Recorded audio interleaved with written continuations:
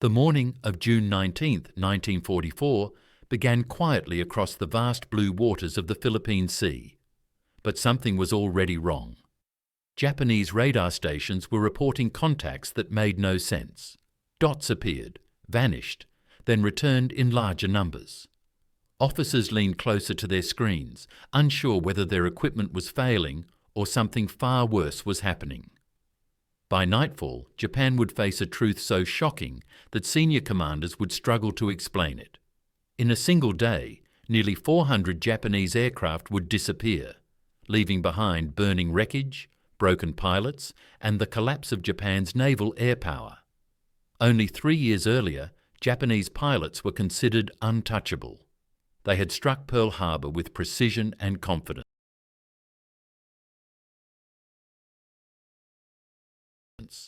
They had dominated the skies over Southeast Asia. Their naval aviators were experienced, aggressive, and feared. But by mid-1944, the war had changed. Japan was running out of trained pilots, fuel, spare parts, and time. Still, Tokyo believed one thing remained strong: its carrier air groups. And on this day, they would be tested like never before.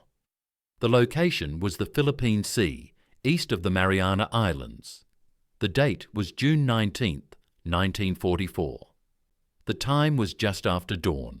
American forces had launched Operation Forager, aiming to capture Saipan, Tinian, and Guam. These islands were not just land. They were stepping stones to Japan itself. Long-range bombers could soon strike the home islands. Japan knew it had to stop the invasion. Everything depended on one massive counterattack. The Japanese combined fleet under Admiral Jisaburo Ozawa moved into position. His plan was simple and desperate: launch wave after wave of aircraft from Japanese carriers and land bases. Overwhelm the American fleet. Sink the carriers. Break the invasion.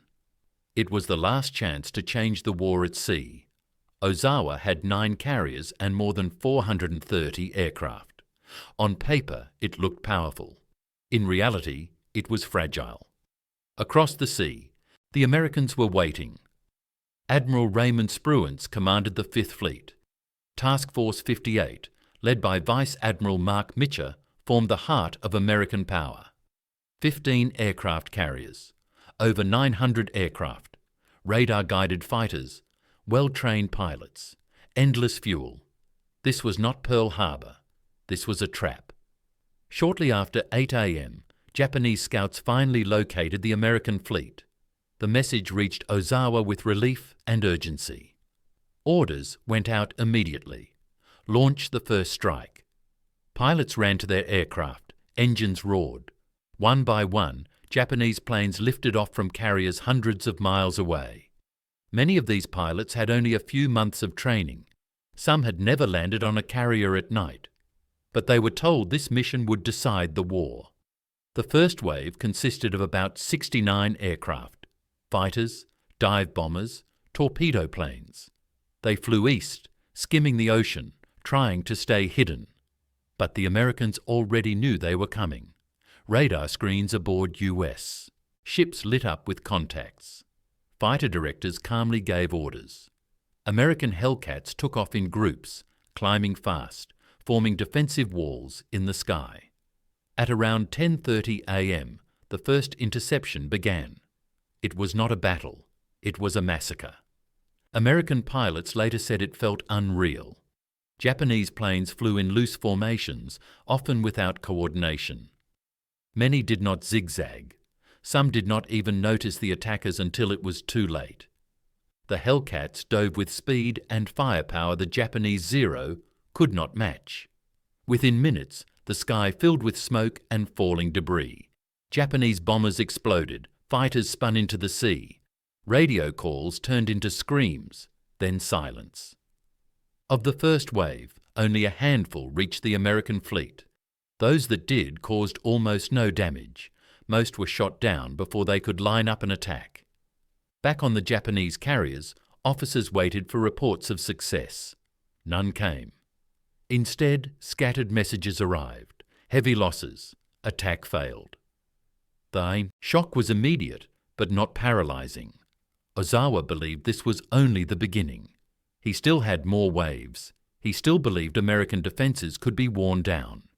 He ordered the second strike to launch. By late morning, another wave of over 100 aircraft was airborne. They flew longer distances, burning precious fuel. Many pilots struggled to navigate. Some turned back early. Others became lost and flew in circles over empty ocean. American radar detected them all. Again, Hellcats rose to meet them. This time, the Americans were even more prepared. Pilots rotated efficiently. Ammunition was plentiful. The result was even worse for Japan. Entire groups of aircraft were wiped out before reaching visual range of the fleet. Pilots reported shooting down enemy planes almost faster than they could count. By early afternoon, the pattern was clear. Japanese aircraft were being destroyed in huge numbers, far from their targets, with almost no American losses. US sailors began calling it the Great Marianas Turkey Shoot. It was a cruel name, but accurate. The imbalance was complete. Still, Japan did not stop. A third wave launched from carriers and land bases. Some came from Guam and Rota, trying to approach from different angles. It made little difference. American fighters intercepted them as well. By mid-afternoon, the sea was littered with wreckage. Oil slicks spread across the water. Survivors floated alone, watching the battle fade away. As the sun lowered, the scale of the disaster became impossible to ignore. Japanese carriers were recovering almost no aircraft. Many pilots never returned. Others ditched at sea, out of fuel, their carriers too far away. Some crash-landed on islands already under American attack. Few would ever fly again. By nightfall on June 19, 1944, Japan had lost roughly 300 aircraft in one day. When the final numbers were counted over the next 24 hours, the total approached 400. The majority were experienced carrier aircraft Japan could not replace. The loss was not just machines, it was skill, knowledge and confidence. Naval air power, once Japan's greatest strength, was effectively destroyed. American losses were minimal by comparison. Fewer than 30 aircraft were lost in air combat. The difference stunned observers on both sides. For Japan, it was a psychological earthquake. The belief that Japanese pilots were superior was gone. The belief that carriers could still decide the war was fading fast. That night, Admiral Ozawa sent a grim report to Tokyo. His message was careful, restrained, but the meaning was clear. The fleet had failed. The air groups were shattered. The decisive battle Japan had waited for had ended in disaster. But the story was not over yet. The following day would bring even more consequences. Japanese carriers themselves would become targets. And the shock of losing 400 planes in a single day would echo through every command room in the empire. When the sun rose on June 20th, 1944, the ocean looked calm again, but the silence was deceptive. Beneath that quiet surface lay the remains of Japan's naval air power.